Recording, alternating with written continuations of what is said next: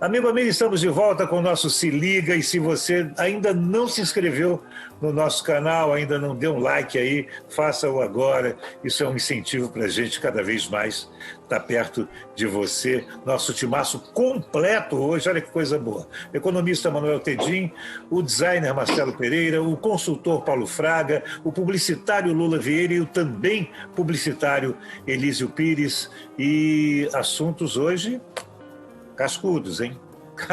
Cascudos porque dizem de opinião a respeito uns dos outros, né?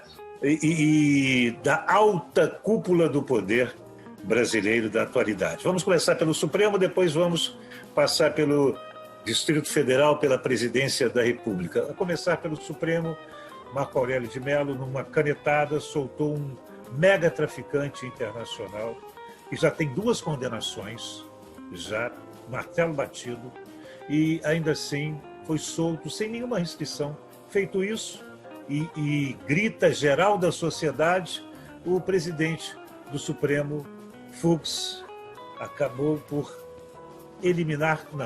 anular a decisão de Marco Aurélio e novamente pedir a prisão do narcotraficante que, pasmem, fugiu, ninguém consegue achar, deu endereços onde ele não estava. Eu estou surpreso. Mas vou falar com os nossos amigos que estão mais acostumados a essas coisas malucas da nossa nação, do nosso país. Vou começar pelo Paulo Fraga. Meu caro Paulo Fraga, o que foi isso? Inclusive, o antagonista, essa semana, logo depois, soltou que quem pediu essa soltura do narcotraficante foi um escritório onde o sócio, que não assinou, porque a sócia que assinou esse pedido de habeas corpus, foi até janeiro assessor direto de Marco Aurélio de Mello, sendo elogiadíssimo por ele e também gratíssimo a ele pela estada por lá. Dá para você me fazer entender isso, Paulo, que eu sou meio burrinho? Você está sendo muito exigente comigo, né? Entendeu o que não é possível de ser entendido. Antes de fazer só um pequeno comentário, eu sugiro que procurem esse traficante na casa do Marco Aurélio, que é capaz dele estar escondido lá, entendeu? Essa coisa da justiça brasileira é o inacreditável futebol clube, entendeu? É incompreensível por que um assunto desse chega ao Supremo. É um assunto de Código de Processo Penal. O Supremo está lá para discutir questões constitucionais, entendeu? Qual é a urgência de tratar essa questão quando existem inúmeros processos ainda pendentes no Supremo e uma decisão absolutamente mal fundamentada, né? Porque não precisa de um ministro para tomar essa decisão. Põe um computador com uma inteligência artificial de 5ª categoria, porque não precisa ter coisa de alta tecnologia, entendeu? Para tomar uma decisão absolutamente inaceitável sob todos os aspectos, jurídicos, políticos, processuais, societários, quer dizer, então, da sociedade, enfim. Sem comentários, cara, não merece. O Marco Aurélio é realmente ridículo, entendeu? Sob todos os aspectos. Elísio, Marco Aurélio, desde a sua indicação pelo Fernando Collor de Mello, ele está notabilizado pelas decisões, vou dizer um termo suave para ele, controvertidas. Quando 10 votam por uma coisa, ele vota em sentido contrário. Depois de tudo isso aí, tem uma notícia boa. Que ele está saindo o ano que vem do Supremo. Meu Deus, eu esqueci. Junho, julho, por aí, né? Por aí ele está saindo. Coisa boa. O Bolsonaro é que vai indicar o próximo ano que vem. Calma, uma coisa de cada vez, Marcelo, por favor. Não faça isso. Então, na realidade, o único que nós temos que fazer é esperar até o ano que vem, até julho, junho do ano que vem, para esperar essa coisa horrorosa ir embora. Não tem outra alternativa, né? E espero. Ele está levando para o plenário a decisão, né? Uhum. Eu acredito que o plenário jamais endossará uma posição dessa dele, embora alguns ministros declararam hoje que ela tem sentido juridicamente, né? Então, é uma questão de esperar para ver o que vai acontecer. Mas eu acho que o plenário jamais vai referendar uma coisa maluca dessa, né? Pois é, não tem, Marcelo, não há uma maioria que pense como o Marco Aurélio. A gente pode chutar que o Gilmar possa vir com ele, Lewandowski, Toffoli, mas para por aí, o que é uma minoria, a contar o número de ministros que estão lá. Esse garantismo do Marco Aurélio, onde ele se escuda desde sempre, desde o primeiro momento em que ele chegou no Supremo, tem feito com que ele tome decisões absurdas. Essa não é a primeira, não é a segunda, não é a terceira, não é a 10ª. Eu acompanho o Marco Aurélio desde o começo. É o Supremo que tem que julgar tudo no plenário, acabar com esse negócio de primeira e segunda turmas para tudo, ou a gente mantém isso por aí, Marcelo? Um caso desse chegar ao Supremo já é um negócio muito bizarro, né? E o fato de ser um voto monocrático numa situação dessa, que nem era para ele votar. Agora, a parte de tudo isso, né, eu não entendo exatamente qual é a letra da lei em relação a isso, né? E como os caras estão lá no último degrau de defesa da lei, da Constituição, talvez, como o Elísio pontuou, exista uma justificativa jurídica para esse absurdo, né? Que aí a gente volta a essa coisa de como a legislação brasileira é louca, né? Se abre uma possibilidade de um sujeito desse poder ir para a rua de novo, né? Então é complicado, né? Fora a loucura do próprio Marco Aurélio de Mello, tem a próprio absurdo da legislação que permite isso, né? Pois é, você me deu a bola redonda e correta para eu atirar para o gol de Manuel Tedin.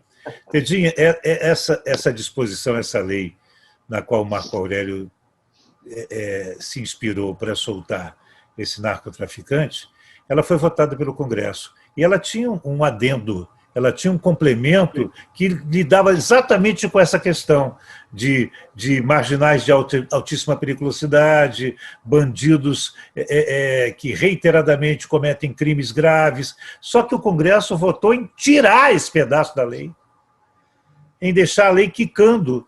Nós temos uma legislação que foi feita propositalmente para dar em qualquer leitura, da leitura de ocasião e de oportunidade, Tedinho? Olha, o Congresso sempre vota com algum propósito em mente, não tem dúvida nenhuma. Se isso foi explicitamente feito por essa razão, é preciso esperar mais um pouco e ver. Não é uma coisa pouco provável, mas vamos dar o benefício da dúvida. Essa é a característica do Marco Aurélio, né? Ele toma decisões tecnicamente corretas de forma a beneficiar coisas completamente absurdas. Isso não é a primeira vez que ele faz isso. Ele é um jurista que conhece, de boa qualidade, conhece a lei, mas ele tem uns arrobos, umas maluquices de vez em quando, mas essa eu acho que foi uma das maiores, para falar a verdade. Quer dizer, maluquice e elogio, hein? Quando ele fala assim, ele tem toda a razão, a processo não deve ter capa, mas tem limite para isso. Você acabou de descrever, né, Barbosa? Um criminoso renitente, que está sempre voltando para a cadeia fazendo barbaridades, esse cara tem que ser olhado de uma maneira um pouco diferente. Agora, não é o problema é muito mais estrutural do que o Marco Aurélio. O Marco Aurélio é a cabeça, é a ponta do iceberg. Na verdade, se o MP e a polícia tivessem pedido a renovação da preventiva dele, nada disso teria acontecido.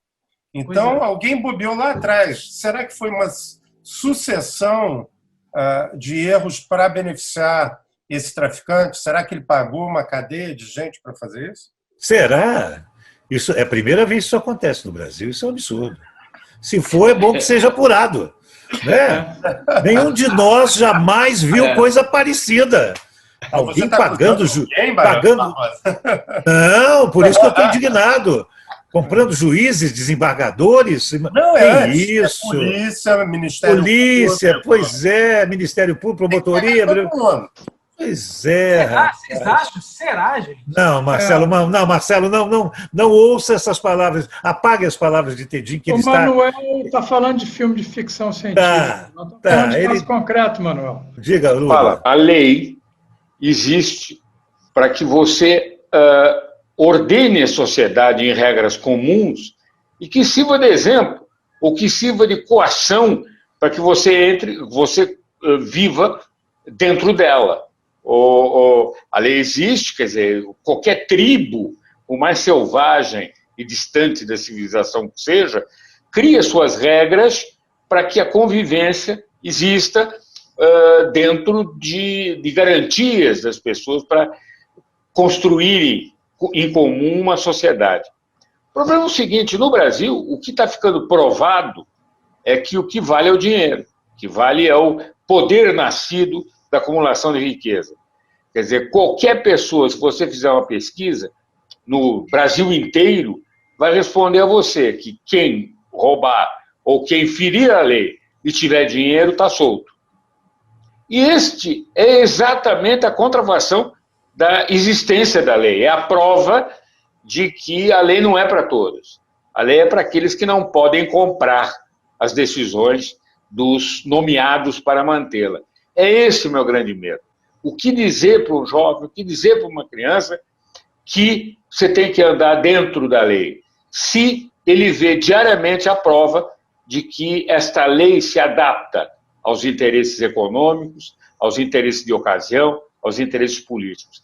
É isso que me horroriza mais. Se esse traficante está solto ou não está solto, tudo bem, eu não tenho tanto desejo de vingança a ponto de querer matar todo traficante, prender todo mundo, bate, arrebenta, mas alguma coisa eu tenho que dizer aos meus netos que vale a pena você andar dentro da lei e que se você andar fora, o futuro para você está muito prejudicado. Eu não tenho como dizer. Na realidade, o que as crianças, os jovens e os próprios membros da população sentem é que você só existe o primado do dinheiro e do poder fruto desse dinheiro. É terrível o que a gente assiste aí, o que o dinheiro pode comprar, o que pode fazer as pessoas não serem punidas. Quer dizer, a ideia de que a lei não é para todos, é para os pobres. Eu não tenho nada a acrescentar. Diga, Paulo. Barbosa, só acrescentar o que o Lula está comentando. Sim. Que já passou pelo comentário do nosso grupo, de que, caso semelhante, o próprio Fachin já deu parecer diferente daquilo que o absolutamente contrário, Paulo. Diferente contrário ao que o Marco Aurélio disse. Cavalheiro. Esse é o primeiro ponto. Tem a questão da interpretação da lei. No caso específico, esse condenado, esse traficante, ele tinha sido condenado em segunda instância por duas vezes condenado em segunda instância por desembargadores. E ministros do STJ, eu ouvi depoimentos agora há pouco de pessoas dizendo o seguinte, de que a própria interpretação da lei é de que esse prazo de 90 dias ele teria uma certa restrição ou está atrelado a decisões de juízes de primeira instância e de que não seria cabível para pessoas condenadas em segunda instância por desembargadores em duas ocasiões distintas.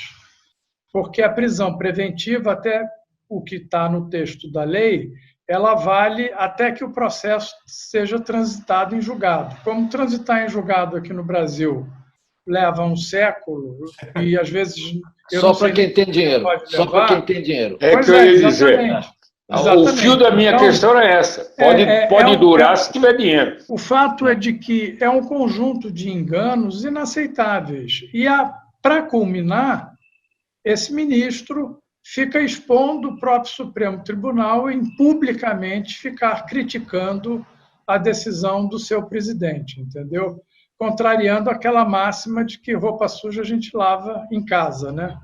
Mas, enfim, esse é o quadro no qual nós estamos enfrentando e convivendo, lamentavelmente. Né? E o que me horroriza, só fazendo um parênteses, é que isto vai ao encontro, não de encontro, mas ao encontro àqueles que acham que a democracia não funciona, quer dizer, que a divisão dos poderes não funciona. Quer dizer, o discurso de que vamos entregar tudo na mão do homem só, tipo Bolsonaro, tipo ditador, seja qual for, já que a justiça funciona apenas na base do dinheiro, já que todos os criminosos, desde que sejam ricos, estão soltos, já que a lei é uma piada, por que não entregar na mão de um ditador que seja capaz de ter o bom senso de prender um e soltar o outro? Este é o grande problema. Nós montamos um arcabouço de civilização e desmoralizamos todo dia. Todo dia a gente tem uma razão para não acreditar nele, não acreditar nos pesos e contrapesos nascidos da vida democrática. Agora, Lula, eu tenho uma dúvida, Lula. Onde que tem um ditador com bom senso, hein? Você me arruma? Nenhum, mas as pessoas ficam sonhando com a possibilidade. Com a possibilidade de haver. É claro que não tem. Não tem, né? Da Coreia do Sul, da Coreia do Norte ao Paraguai, você, quando na época Stroessner, você só teve como ditador o fazedor das leis. Mas já que é para a lei funcionar de qualquer jeito, sem essa capa de democracia, bota logo um ditador aí, ele sai falando besteira, fazendo besteira, é quase, isso eu estou falando como as pessoas reagem, é quase o que está acontecendo. Você perguntar se fizer uma pesquisa, todo mundo vai te dizer que basta ter dinheiro para não ser preso. O que não é mais já não é mais tão verdade, né? Já foi mais verdade do que é hoje. A Lava Jato ajudou a gente nisso bastante, quer dizer, tudo bem, você pode questionar se as penas... Acabou a corrupção. Tem que ver se as penas estão adequadas, se não estão, prisão domiciliar, se não é, mas, de uma maneira geral, Eduardo Cunha ainda está... Eduardo Cunha está em casa, né? Está em casa. Mas está em casa por causa do Covid, né? Senão não estaria em casa. Não está por causa do Covid, está por causa de hemorroida. Foi de hemorroida? Ele fez a cirurgia de hemorroida e corria risco, porque era estado cirúrgico e tal. A hemorroida dele é que salvou ele da vida. Depois de muito tempo na prisão, às vezes dá esse problema. Nada mais adequado ao Eduardo Cunha. Hemorroida. Né? Pois é. Aliás, na realidade, só para lembrar, numa entrevista recentíssima, não vou dizer o nome dele, que eu não falo palavrão aqui no ar, um senador lá de Alagoas, que chamou o Eduardo, estava falando sobre Eduardo Paes, e falou, o Eduardo Cunha. Não é Cunha, é Paes. Vocês viram essa entrevista? Bom. Inacreditável, né? Por gentileza, eu gostaria que você falasse o nome desse senador, por favor. R-E-N-A-N. Pois é, agora cuidado, senhores, que é ele quem vem escudando o novo ministro do Supremo Tribunal Federal. É isso. É verdade. Ele está com a força toda hoje. Exato, num jantar propiciado pelo Eduardo Braga, na casa dele, a pedido do Renan. O MDB está agora em consonância com o novo ministro do Supremo, que está chegando aí. Tem obsessão hoje pela qualidade das instituições. O Brasil está com uma crise institucional gravíssima. Eu acho que é o maior problema de todos. As diferenças das instituições não estão funcionando adequadamente. A gente precisa olhar para isso com seriedade. Não há país desenvolvido sem boas instituições. Como diria aquela Índia do filme Matar ou Morrer, Deus falou por tua boca, homem branco. É exatamente isso. Mas é isso. A gente precisa olhar para as instituições e ver, e perceber e reconhecer a decadência institucional do Brasil e que é preciso tomar medidas importantes a favor da sua reconstrução e uma nova arquitetura institucional para o país. Agora, a única maneira de fazer isso é pelo voto, porque são os legislativos que fazem essas proposições. Se a população do Brasil não entender que o voto é fundamental, que ele não vai melhorar de vida, a não ser que ele vote direito, não na pessoa que faz a calçada dele amanhã, mas a pessoa que vai dar uma boa educação para o seu filho, que vai dar uma boa saúde para o seu filho no longo prazo, que vai arrumar a economia para ela. Não é que ela não vai sofrer crises, mas que as crises serão passageiras, que tem uma perspectiva de longo prazo, nada vai acontecer. Eu acho que a sociedade brasileira tem que ficar obsessiva em vender essa mensagem para o grande público.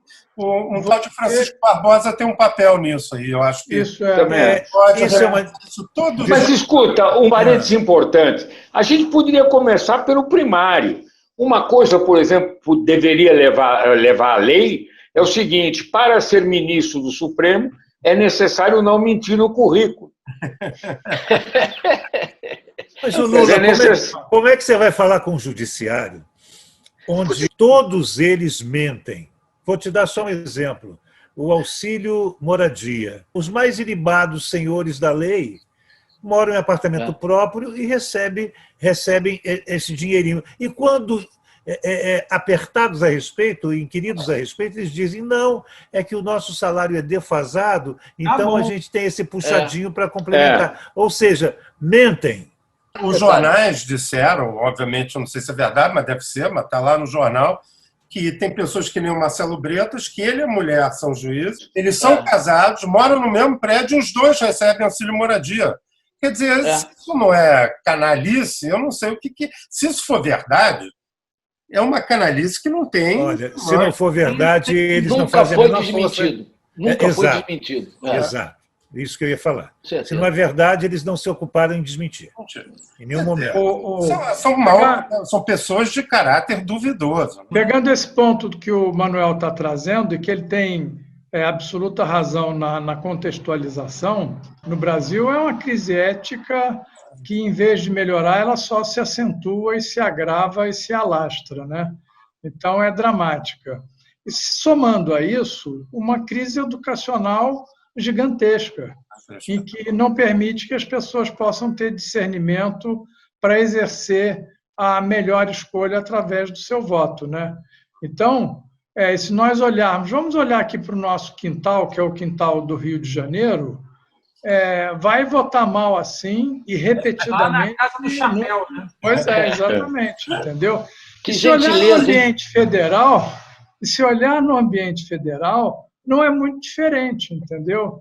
Então, se nós olharmos a nossa pirâmide, o padrão educacional, as questões sociais e os interesses diversos de toda a natureza, vai ser duro a gente sair desse buraco pela democracia, entendeu?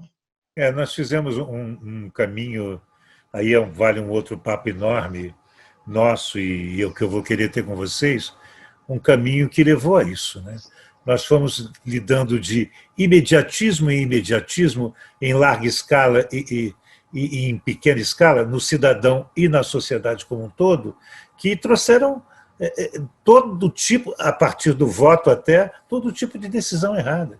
Quando você vota pensando no cara, aí eu vou pegar o Tedinho para usar como exemplo, no cara que vai beneficiar você particularmente, com a sua questão individual, seja empregatícia, seja de qualquer outro tipo de questão, de botar...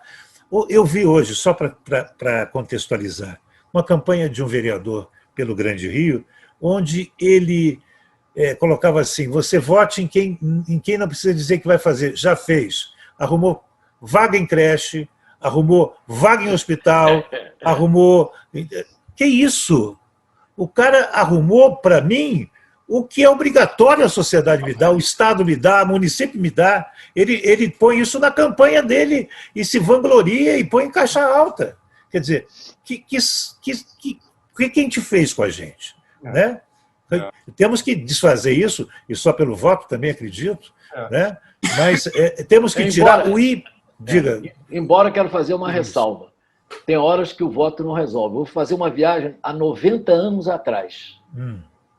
Sabe que ano era 90 anos atrás? 30. 1930. Tinha um Brasil numa situação, com certeza, muito parecida com essa que nós estamos hoje, talvez pior um pouco até. Né? E houve uma chamada Revolução de 30, Um golpe, que né? fez uma revolução Golpe Revolução de 30, saíram lá do Rio Grande do Sul, vieram até aqui, amarraram os cavalos no obelisco, tudo certinho. E mudou o Brasil. Olha, nós temos. Peraí. Baseado em fake news. Para aí. Manuel. Nós temos de fazer tem que ser o próximo encontro, os presidentes do Brasil. É verdade. Enquanto a gente não tirar esses esqueletos do armário, enquanto a gente não exorcizar esses defuntos nossos, né? E a gente tem aqui variadas opiniões a respeito do que foi o Brasil, de Getúlio, Francisco Barbosa. Diga, Lula. Então, deixa eu botar meu lado publisher aqui. Há um livro que recentemente lançado, As Mulheres desses Presidentes. Ah, que interessante. Que é mais engraçado ainda. Quer dizer, o que havia de louco em alguns dos presidentes que construíram o nosso passado, as mulheres davam shows nesse quesito. Tem 2 nomes aqui, Alzira e Sara. Show. Senhores, Dona Dulce era uma figura folclórica, não comenta. É verdade. É. Rosane é uma história inteira. Matando porco no porão do palácio, sentada, como ela dizia, de joelhos no chão junto com uma atriz, fazendo fofoca a respeito do governo do marido. Rosane Collor. De outra coisa do marido, ainda bem. Tá bom, vamos fazer o presidente da próxima? Presidente na próxima. Combinado.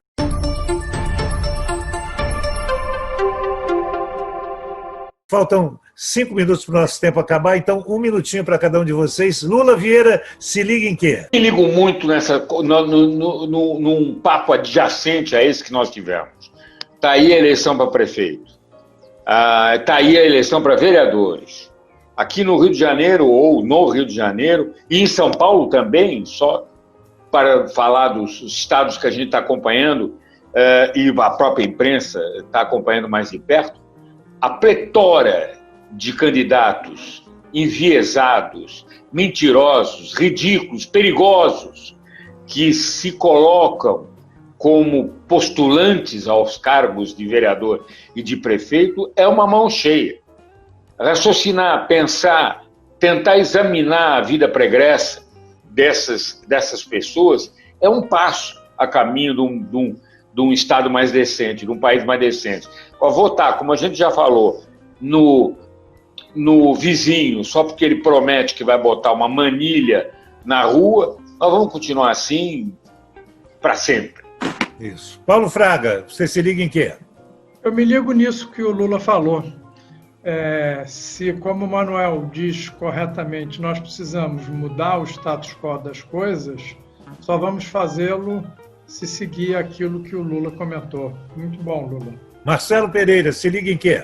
Estou ligado nos serviços e enfim, atividades que estão abrindo aí com a pandemia, mas com os devidos cuidados e tal. Ontem eu fui à Casa Roberto Marinho, fiquei muito impressionado, assim, muito cuidado, pouca gente, todos os cuidados possíveis, assim, de higienização, de cuidado, você usa luva para pegar as coisas e tal. E a gente vai ao cinema também, que é pouquíssimo, são poucas sessões e muito pouca gente dentro. É interessante esse movimento que está acontecendo, apesar da pandemia, as coisas estão se adaptando para isso, né, para poder passar por essa situação. Né? Depois você passou na Dias Ferreira, né, Marcelo? Não, pois é. Ele foi naquele bar da Barra. Foi naquele bar da Barra. Sentadas no banco. Esse é o outro extremo, né?